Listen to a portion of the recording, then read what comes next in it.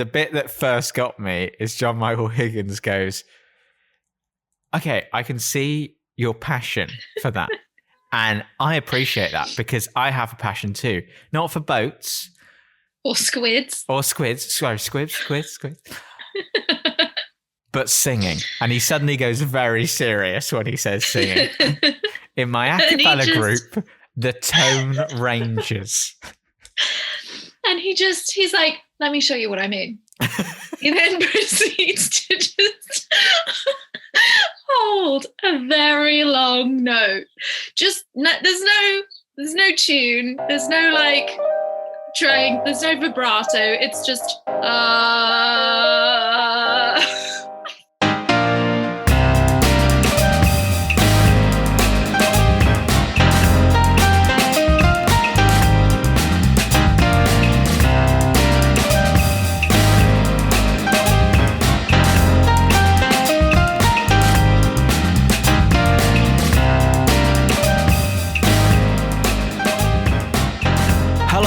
And welcome to Cruise Next. My name is James and with me, as always, is my good friend, Elsa Grace. Hello, Elsa. How are you today? I'm excellent. I've had 2 cups of coffee. I'm Lovely. Ready to go on this week's film. Okay. Can't wait. So, if you don't know what this podcast is, every week we watch a film, then we go into the credits of that film, we pick a crew member, and from that crew member's filmography, we get our next film. Last week, we discussed Christopher Nolan's 2006 film, The Prestige. We went into the credits of that film, and we picked ADR Supervisor Linda Folk. Now, Linda has a lot of actually really good work in her filmography, it's fair to say. Linda has, by the looks of things, a fantastic career. So obviously the natural thing to do was to pick the Vince Vaughn and Jennifer Aniston film, The Breakup. Harry? Yeah. You got 3 lemons. Okay, well, what my baby wants, my baby gets. No, but I wanted 12. Baby wanted 12. Why do you want 12? Because I'm making a 12-lemon centerpiece. So no one's even going to eat the lemons? You're suggesting to me that these are just show lemons? After 2 years together, Gary and Brooke have reached a critical point in their relationship. Fine, I'll help you do the dishes. No, that's not what I want. You just said that you want me to help you do the dishes. I want you to want to do the dishes. Why would I want to do dishes? I'm done. What? What happened? We just broke up. You could stay with me. You think I'm going to move out of the place and let her keep it? I don't know. I'm not Columbo. The only logical thing that I can think of is for her to move out of the condo and then to pay me some sort of a penalty. What? Excuse me? The battle is on. Don't even get me started, by the way, on your sister. My sister's been through a lot. She slept with the entire Arizona Cardinals offensive line. She was on vacation. The gloves are off. That was picked. I picked that. You picked that film. I picked that film.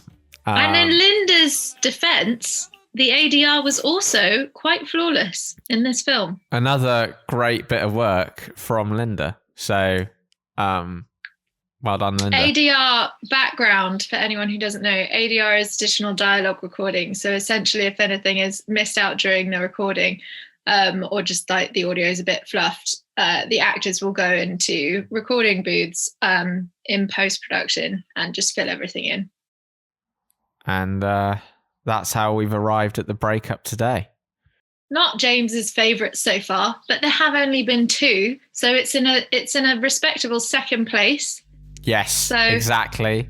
So if you haven't seen The Breakup, there will be spoilers in this podcast. Now, whether you care or not, we don't want to ruin the intense story plot of The Breakup. Yeah. So if you care about that, stop this podcast now. Go watch The Breakup. It's easily available on the UK Netflix. I can't speak for the rest of the world, but I'm sure you'll be able to find it. And then come back and listen to us talk about The Breakup. So, Elsa, give us a little plot synopsis summary of The Breakup. So, The Breakup is another 2006 movie, just like The Prestige. Entirely different string of the the bow of the films of 2006. Directed by Peyton Reed. It follows, and I know this might come as a bit of a shock, follows the breakup of a couple played by Vince Vaughn and Jennifer Aniston, or Jen Ann, for those of you who are familiar with her and how it works. And it's there's not too much to summarize, James. It is essentially just an hour, 42-minute film, I think, of a breakup. It's not the nicest watch in terms of like a feel-good comedy sort of movie, because essentially you're just watching two people be very, very horrible to each other for the entire duration of the movie. And the central premise, isn't it, is that they live in a flat together and neither of them want to move out. So yeah. And there's definitely, I mean, let's just, all cards on the table. We are watching this kind of American humor. I hope you know what I mean by that, but like American comedy movie from 2006 with a 2021 lens. So like potentially this film, maybe it landed better in 2006. I'm really given the benefit of the doubt here. James is making a face, but obviously now, given that we are now all woked, we have woked up, it's not received that well. So yeah, it's not my kind of humor. There was one scene in this film that did make me laugh. There's one scene that made me laugh, and I wonder if we align on it. But we'll get to that in a bit. I think it's the same one. But yeah, so essentially that's what this movie is about. It is about a breakup. Something that I will take my hat off to is that it was quite done. There were a lot of like very obvious kind of tropes and plot lines, and the film it didn't have you on the edge of your seat. I'll be honest, but I think that they did do themselves a bit of a solid in the end. Spoiler alert, that they didn't just get back together and go, oh, I actually still really love you. And that they did stay broken up. Thank God, though. Fuck me. After but we've left room for a sequel, James. Maybe. What, 15 years later? That would be 15 years later. Would be interesting. That I would watch. The get back together. Yeah. Yeah, no, thank God they broke up though, because those two should not be together. Let's just talk about the two central. Let's break it down. Yeah, let's talk about the two central characters here. So you have Vince Vaughn, who is doing the Vince Vaughn thing that he was doing around this time. He's that sort of he is Vince Vaughn. Yeah, he's being Vince Vaughn in Swingers Vince Vaughn. Like he is Wedding Crashers. He's the same. Yeah, man. So he's a tour guide that he runs a tour guide business with his brothers. In Chicago, where the film is set. And their ambition is to not only have a tour bus, but also have a tour boat and eventually a tour helicopter. That's their ambition that they talk about through the film. Don't worry about that too much, though, because it's not really a thing that you have to focus on. We get a little bit at the end of like that achieved. They get a boat at the end, but it's very much used as a bit of like a narrative device to really describe Vince Vaughn's character as like a bit of a deadbeat, bit of like a waste man job that he's not progressing in at all. So Vince Vaughn doesn't do anything around the house. He just wants to sit and play video games. He's lazy, doesn't do the dishes, all this kind of stuff. Jennifer Aniston, career-driven woman, I guess is what the film is. Is she there? Well, I guess she? So that's what the film, I think, is trying to say. But in reality, she just sort of works at a gallery as an assistant. She's like a gallery manager or something, or a gallery assistant. Now, no offense to anyone who's working in a gallery. Fantastic job. But I think they're supposed to be showing that she's career driven and focused on, but I don't really get that in the film. But she's doing a lot around the house, right? So the woman is doing the cooking and the cleaning. The man isn't. Jennifer Aniston wants him to do more. Vince Vaughn doesn't really want to do more. And it all comes to a head one night at a dinner party because Vince Vaughn doesn't buy enough lemons. And then he doesn't buy enough lemons, and then he's just like doesn't offer to do the dishes, doesn't offer to help with dinner, isn't a good conversationalist at dinner. He's pretty alienating to her family there. Like, in case anyone isn't familiar with these stereotypes, you have the man-child caveman, and then you have the nagging woman pain in the ass. Essentially Vince Vaughn even turns around to Jennifer Aniston and says, "Oh, you're just nagging me all the time." That is, I know. At that point, I was like, "Oh, come on, guys! We couldn't have written anything better here." There is when you like, if I went into a room to pitch a movie, and the premise was it's about two people that have broken up and are stuck in a room together. Stuck in a flat together, or a condo. They were in a condo. You could either walk away with The Marriage Story with Adam Driver and Scarlett Johansson, or you could walk away with The Breakup. Yeah. Yeah. So this is what I mean. Could go either way. But again, I will say 2006, 2020. Yeah, and I think this is a 2006 version of what a strong female character needs to look like in an American comedy. I.e., not that strong, kind of bland, I would say. And that's no offense to Jennifer Aniston, who is a completely fine actor, but her character is just so bland. And then on the other hand, Vince Vaughn's character is the most obnoxious man you've ever seen in your life. But also while still being Vince Vaughn. So still doing his like, you want a hot dog? You don't want a hot dog? You don't want, I have a hot dog. Have some mustard on your hot dog. You want a lemon? You want 12 lemons? I'll get you 12 lemons. Like, okay. Oh my God. Let's take it down a notch. Can we break down the very first scene? The time they meet. Yeah, let's go. Okay. I know you have a lot to say about this, James. So you can have the floor. Hey, hot dog guy, can I get 6 hot dogs down here, please? Right away. And make it right, please. You know, with the mustard and the ketchup and the relish. And don't make me hit you up for more. I thought we were going wiener circle after this. Yeah. Hawaiian hot dogs. Pass this down, please. You can keep the change. Do you want one of the hot dogs? You can have you want a hot dog? Do you want a hot dog, miss? No, thank you. One.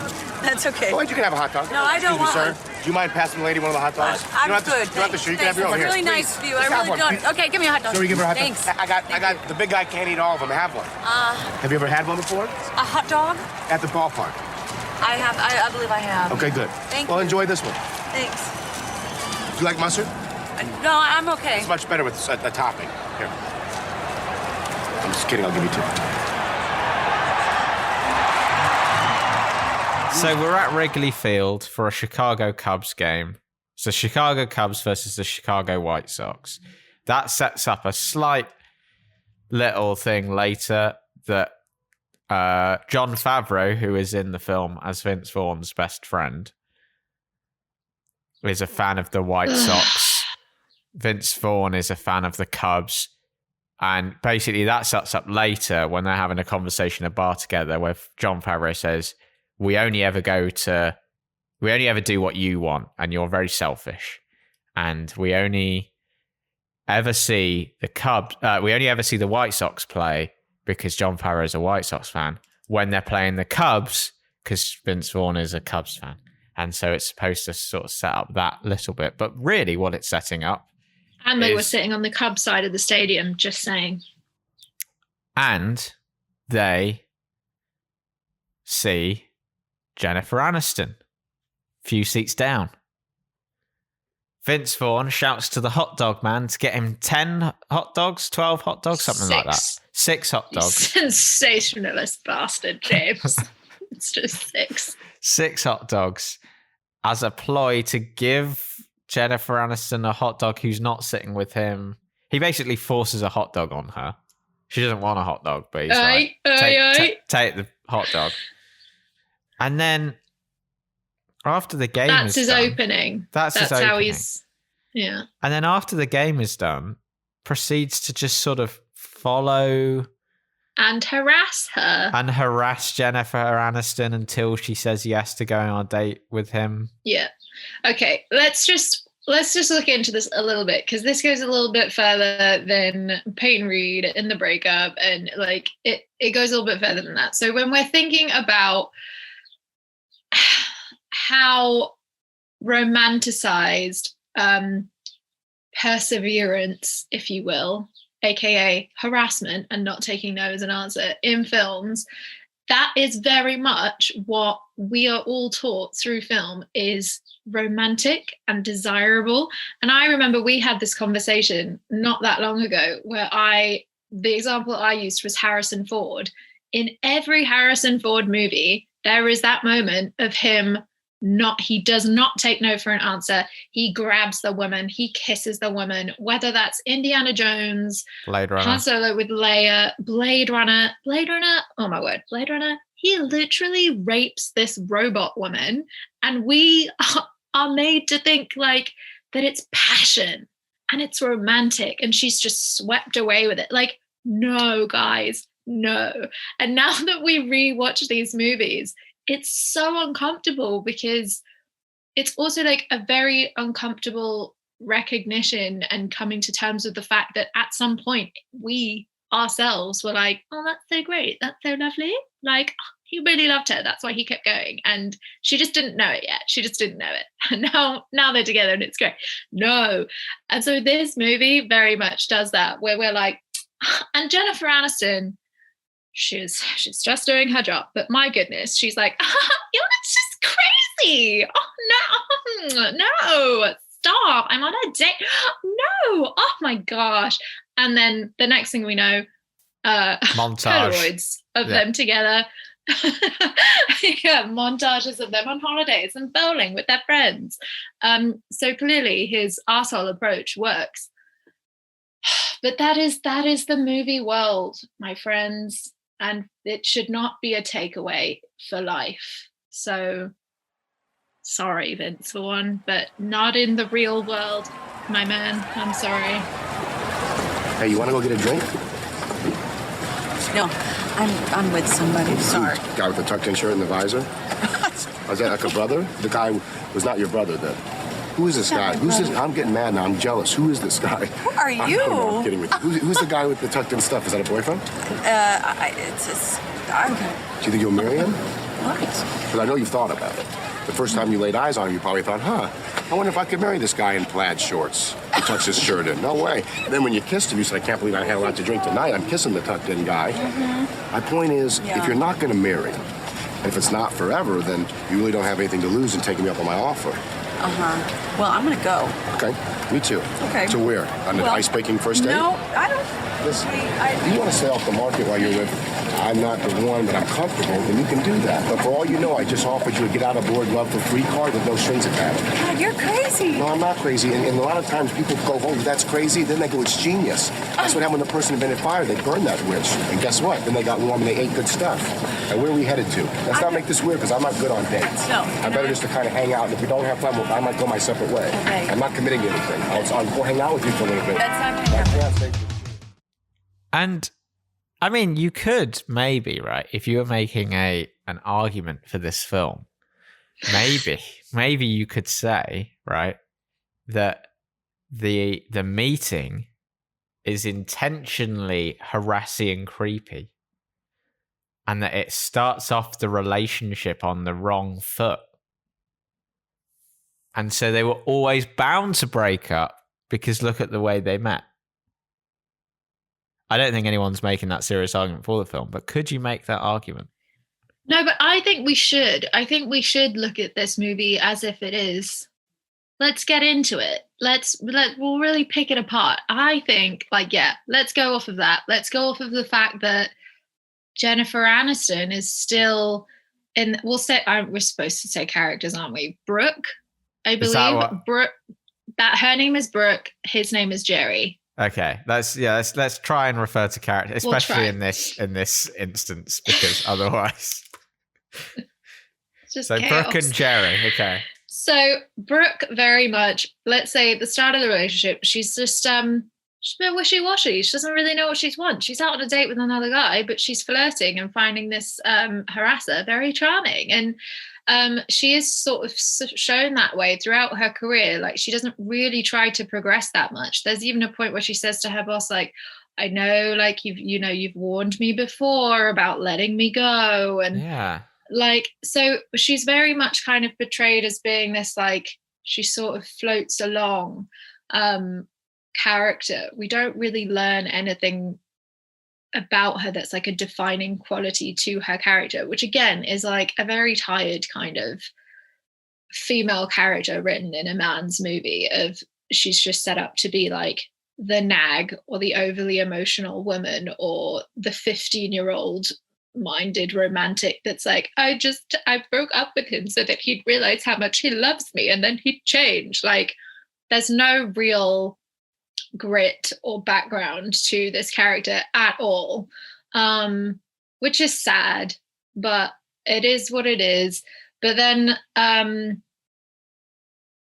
so I guess essentially her setting it up in the start of like not having enough character to say like, no, actually, please leave me alone, I'm on a date, or to say, actually, yeah, fuck it, you know what, yeah, let's go on a date, let me just say goodbye to my date. And like that she was very much just like giggly and like, yeah, oh, ha, ha, ha, ha. And it did just kind of end up that way. But then I suppose at the end of the movie, who's she talking to on that phone where she's like, move my meetings to 6:00 and get the paperwork to me by Friday. Like, that's not what she said. The very cliche sort of... Yeah. In the white trench coat, and she's a lady of business on the streets talking business. That, I think, is supposed to be the moment where we're like, oh, he was holding her back and now she's realized herself. She's in a better place to be with Vince Vaughn because the person that she's been trying this whole movie trying to be with, or like that she's been saying she's in love with, is the ideal of what she wants Jerry to be. It's not actually Jerry. We go from that to a montage, and then pretty quickly we are... I mean, there's a couple other things that happen first. We get introduced to Jerry on the tour bus and all his brothers and that. And it took me ages to realize they were really brothers. I thought they were saying it in that like pally community way, like, my brothers. So do I, because none of them look alike at all. Not even a little bit. But then so Vince Vaughn gets back from his hard day working on the bus, and he hasn't brought home enough lemons for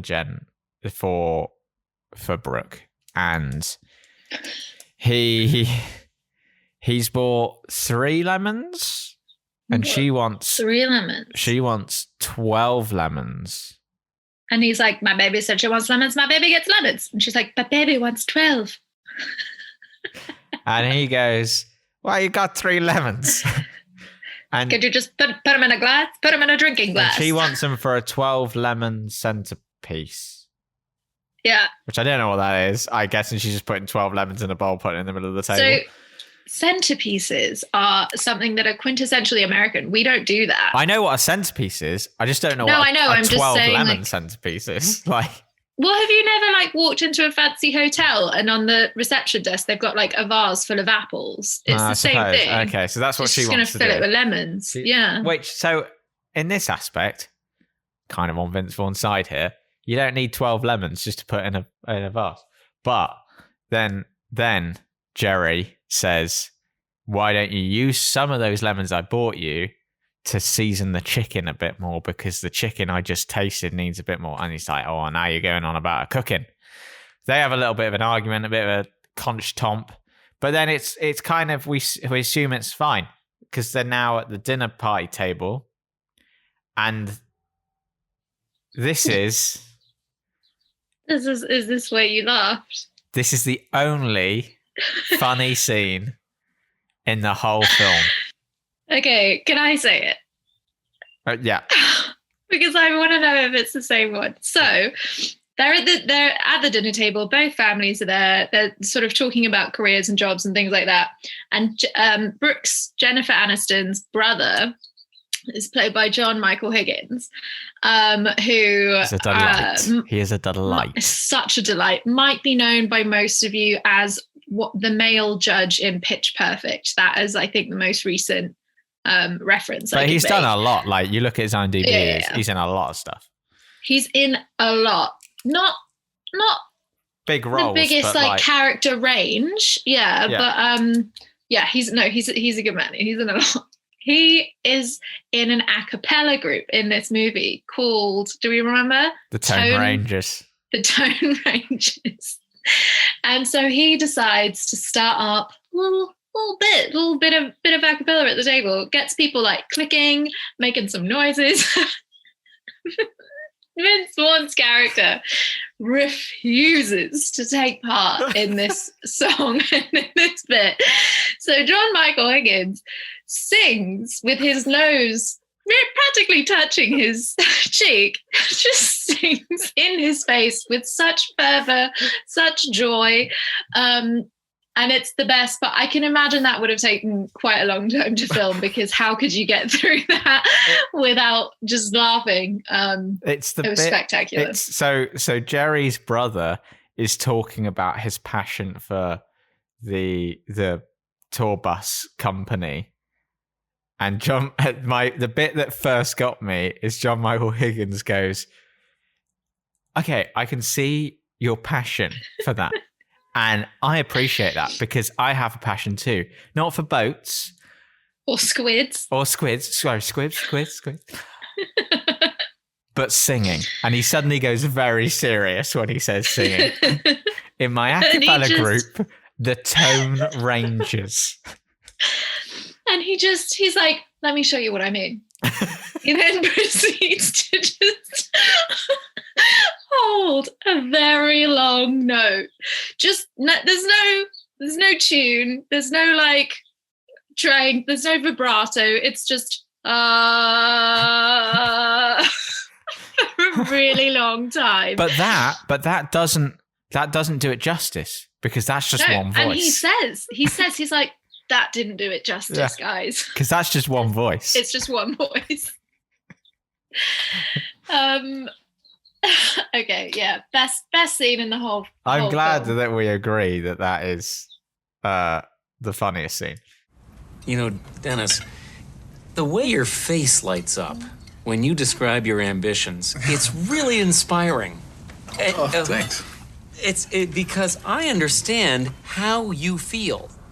That passion and sharing it with other people. I think that's what life's about. I don't feel it about boats and squids. Sorry. Yeah.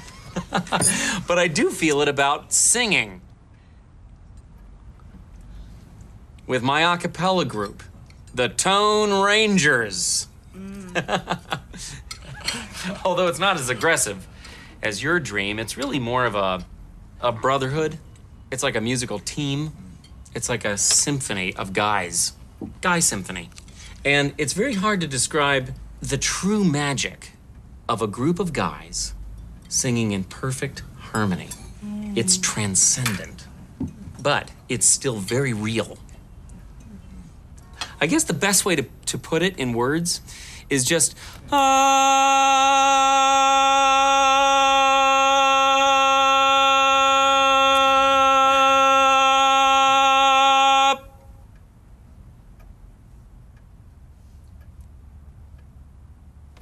Even that doesn't do it. That doesn't do it, because that's just one person. But if you think about it as well, John Michael Higgins' character, I don't know his character's name off the top of my head, but he's not in it a lot. He plays Richard. If you think about Richard as a character, like John Michael Higgins' character is kind of unusual in comparison to the rest of the film, because his character is kind of very over the top. And that scene in particular is quite over the top. I thought it was a very subtle, subdued a cappella performance at dinner. But it doesn't really mesh with the rest of the film, because the rest of the film isn't sort of silly and over the top in that way, is it? It's kind of... I beg your pardon, sir. Absolutely it is. Maybe it's What are you just saying? maybe I'm just mistaking over the top for funny. Maybe that's what it is. Yeah, I think that's what's happening, because the whole movie is quite ridiculous. For example, he enters the bowling group, the bowling alley, and she's, there's a bit of a mutiny. There was a mutiny. Yeah. There was a mutiny in the bowling alley, and she literally took the shirt off his back and made him walk out half naked. That was one of them. The other one was like... Oh, where he has the whole strip poker, basically. Strip poker, scene. Has a girl grinding on him in the living room when she comes home. Has the pool table there with his buddies. He's clearly thrown out some of their furniture. She starts throwing his clothes out the bedroom, playing... what song was she playing? That like classic... girl powers, sick of your shit song. Yeah, I can't remember think what it it was. is. Yeah, I can't remember.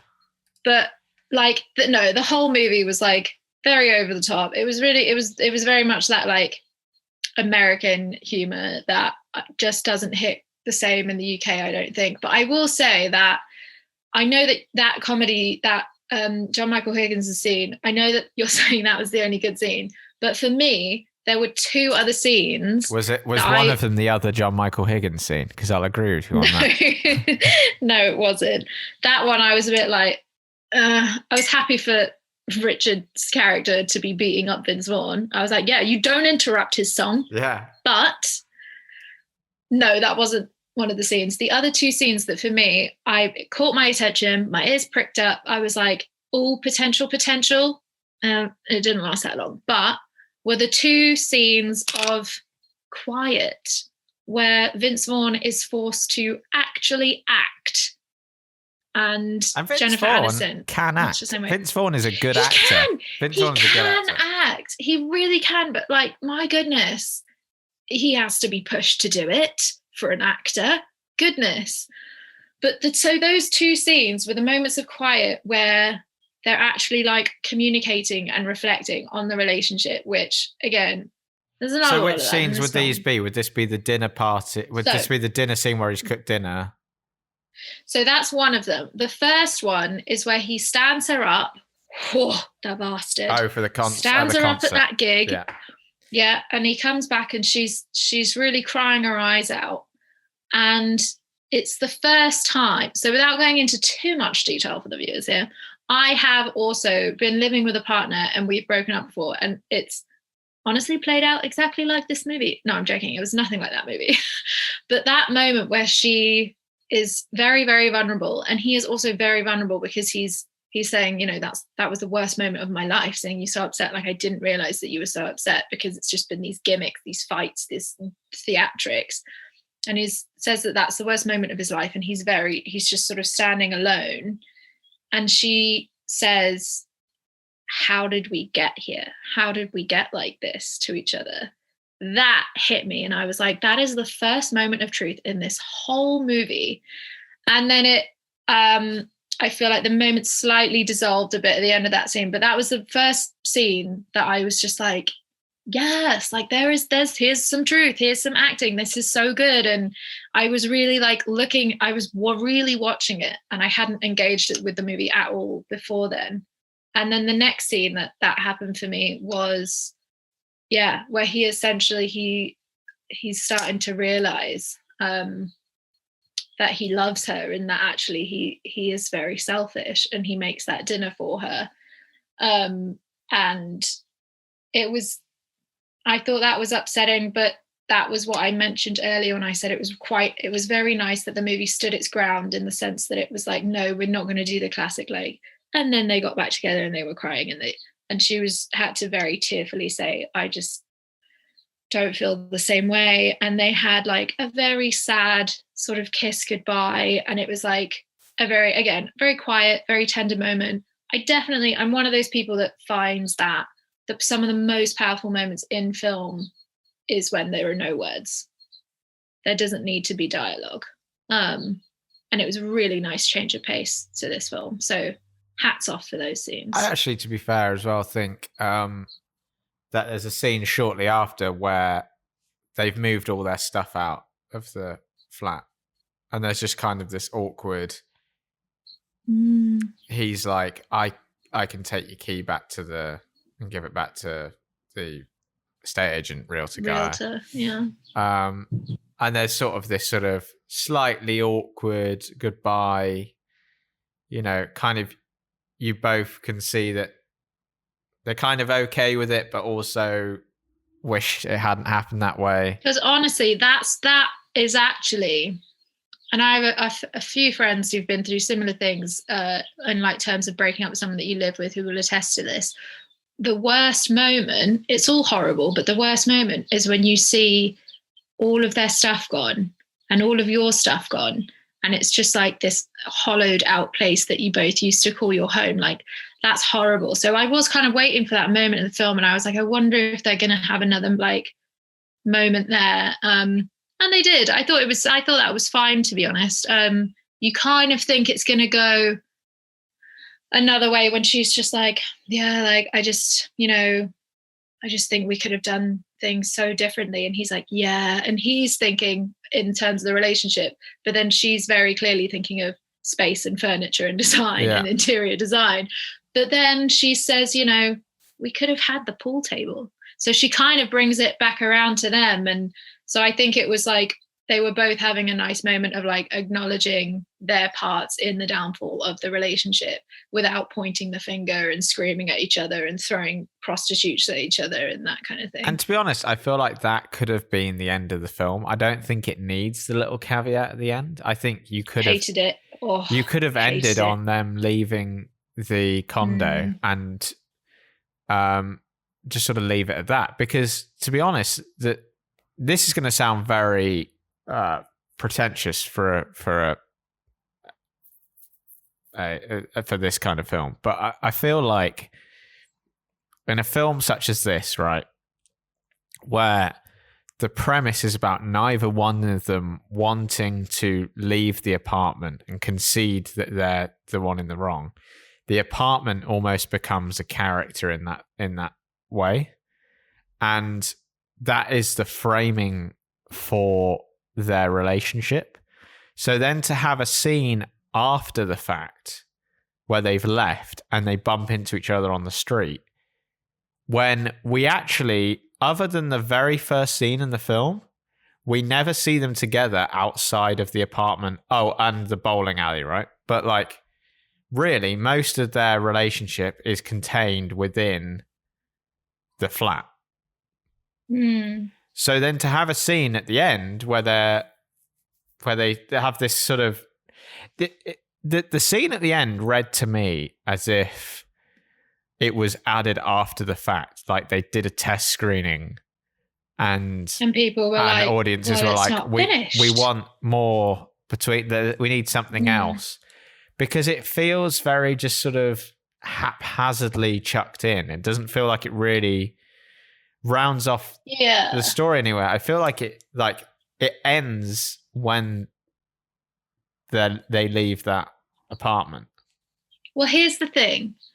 You and I are looking at this with very different lenses, I think, to who the test audience would have been and who the audience in 2006 was. And had this movie ended in that scene in the apartment and they quietly walk away from each other, that would have been a much higher caliber scene than would fit the rest of the film's story, plot, narrative. So it was more fitting to the tone of the movie that they had that meet cute in the street afterwards and he winked at her as she walked away and she was a bit like, stumbling over her words again and we should I mean like if you're free, I would love that, I'll come up onto the boat.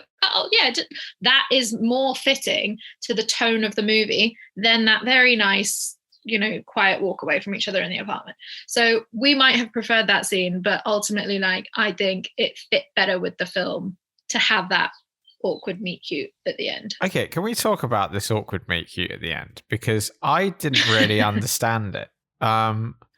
I didn't get the vibe that much either. I was like, are you both happy in yourselves? And you're just like, yeah, we should be pals and get a coffee. Or are you hinting that you want to get back together with each other? And like Vince Vaughn's holding all these parcels and you can't work out if it's like his baby mama's groceries and the new baby's clothes, or if it's something to do with the business because he's a really successul businessman on boats now, or But like also, what's he doing? Yeah, and I was also just kind of like, it read as awkward to me, that scene, but I couldn't work out why. Whether it was like you said, whether it was awkward because there's still something between them and they're kind of thinking, oh, we could get back together here.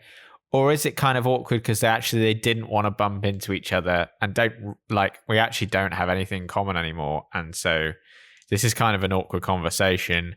Or is it that they want to be friends? I just couldn't work out. I couldn't either. But maybe that's the point of it. Maybe it's it's left open-ended.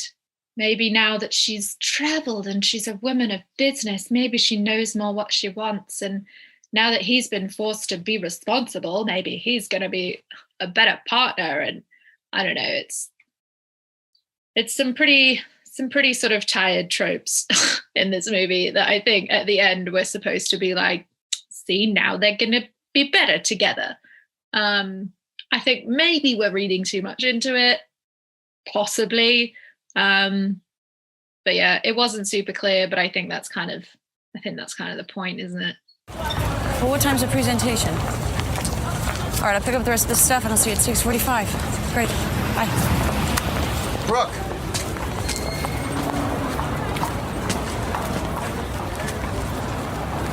Hi. Hi.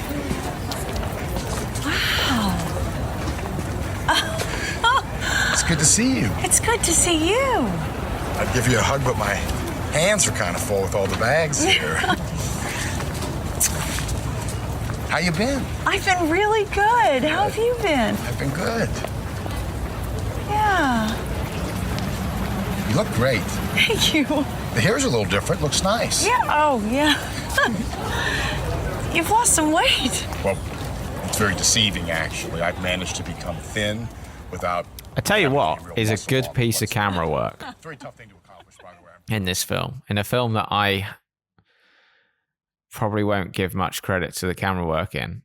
Not because it's badly done, but just because it's not a film in which you're going to have sort of glorious opportunities for glorious cinematography.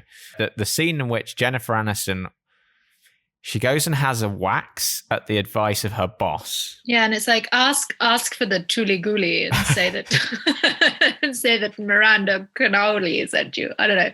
She has some ridiculous name for this wax. And she it's implied that she just gets all the hair removed from her body completely. Right, which is just called a Hollywood, ladies and gentlemen, not the Huli Cannoli. And then she walks through the flat to sort of tease Vince Vaughn, like, look what you could have right now. But there is a hairless body. Yeah. But there is does that imply as well that like beforehand Jennifer Aniston is just like was a werewolf? Yeah. She was crazily hairy. A wildebeest. No, I don't. I think it's supposed to just be like she has a sexual wax, and he's like, "Whoa, hey, is that present with a bow on it for me, or is that like who's she doing that for?" Again, it fits very nicely with the misogynistic, chauvinistic tone of this movie. But if we ignore all of that, the camera work in that scene is very well done. Whoever was on. And I don't know, you may have selected a crew member that was on key grip duties that day. But whoever was on, have you? No, I haven't. Okay. I did think about selecting the key grip though. No. So whoever was operating the track on that camera that day, because what happens is you don't, for anyone listening who gets excited thinking you're going to see any Jennifer Aniston nudiness. You do see a little bit of her bottom as she walks out. Yeah, I think so. Are there breasts? There's no breast. But the breasts and the vagina are covered up very well by a tracking shot that sort of covers her body with Vince Vaughn's head. It like starts on Vince Vaughn's face and tracks around, so you see part of her, like the main, nudie bits are covered up, and then she walks back out, and then you see her bottom. The timing on that of her hitting each mark while she's walking, very in time well with done. the tracking, like very well done. They rehearsed that scene to within an inch of its life. It was storyboarded massively, and it was a closed set, unsurprisingly. So that, because obviously it's, full frontal. But yeah, I mean, I guess so. Yeah, I didn't really think of it in terms of all that key grip. What a job. Wow, he did a good job. Yeah. He did a good job, Yeah, he did. Let's rate it. Oh yes, we do Let's rating. rate it. I forgot about this. Let's rate it. I give it, oh gosh, I don't know. I give it 1 lemon out of 5. How many lemons do you give it? See, I was going to be kind and say 2. But I'm not. Why? You hated this movie. But I'm not sure I can. There was a point, right? There was a point watching this film where the Wi-Fi just sort of like, it started buffering. And it just like stopped, and I had to like leave the film and like rejoin it on Netflix, right? And I saw that I'd only watched 45 minutes of the film, and I was thinking we must be near the end. Like it feels incredibly long. This film, we watched the Prestige for the first episode, which is over 2 hours, and that flies by for me, right? This was just the slowest, like I couldn't believe it. And then it buffered again with like an hour 20 gone, and I was like, we still have another basically half an hour to go. I just couldn't. You need to get fiber optic, mate. I do. I don't know what was happening. I think Netflix was trying to tell me just to give up. Just stop. Just stop it. You've watched enough of this film. The things that are saving this film, right? So I'm giving it a 1, like you. I was tempted to give it a 0.5, but I'm going to give it a 1 on the basis of the a cappella scene with John Michael Higgins. Genuinely Saved the movie. Really funny. And I rewatched it before this podcast and I still laughed. So genuinely funny. And I'll give you that the 2 scenes that you described, actually the 3 scenes, including when they leave the condo, at the end, you feel like actually, we're getting into some actually decent acted territory. The writing actually in those scenes is not that bad. It's actually like those bits feel like they work. But then everything in between those 2 points that I've just referenced, I just... One lemon. Sorry, breakup. Sorry, Peyton. Yeah. So now we've reached the point in the podcast where we pick our next film. And last week I gave Elsa 3 crew members to choose from. And I had selected films from those crew members. And that's how we ended up on Linda Folk and The Breakup.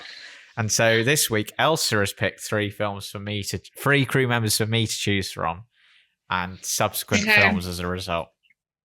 I'm very excited about this. Okay. Are you ready? Yeah, go. Okay, so the first one that we have is the first AD, assistant director. Okay. Todd M. Amathieu. Okay. The second one is the seamstress. Jane Blank. Is that her actual name? Jane Blank? Jane Blank. Okay. Yeah. All right. And the third and final is the post-production supervisor. Yeah. Sean Stratton. Okay. Interesting. I'm very sorry, Sean. I'm going to rule you out because I feel like we did a post-production person for this, so I'm going to go into not post. Okay. Todd or Jane? Let's go with Jane Blank. Okay, Jane Blank. The movie we would be watching next week. She also worked on, I think she was uncredited in this film actually, but she, again, in the seamstress department, Public Enemies. Oh, okay. Interesting. Have you seen Public Enemies? I have not seen Public Enemies. I haven't either. So it's another one. It's another Christian Bale. Yeah, directed by Michael Mann. Okay, cool. Interesting. Trying to get us on back on the road of movies that we'll have things to talk about. That's a great cast as well. More makeup movies. That's a great cast. Christian Bale. Yeah. Jason Clarke, Johnny Depp, Stephen Graham. Okay. So... Ready? Do you feel good about this? Yeah, okay. So join us next time when we'll be watching the Michael Mann 2009 crime drama Public Enemies. Thank you very much for joining us this week. If you like the podcast, then please subscribe, share it with your friends. Check out the links in the description below, and we'll see you very soon. Goodbye. Thanks, guys. Bye.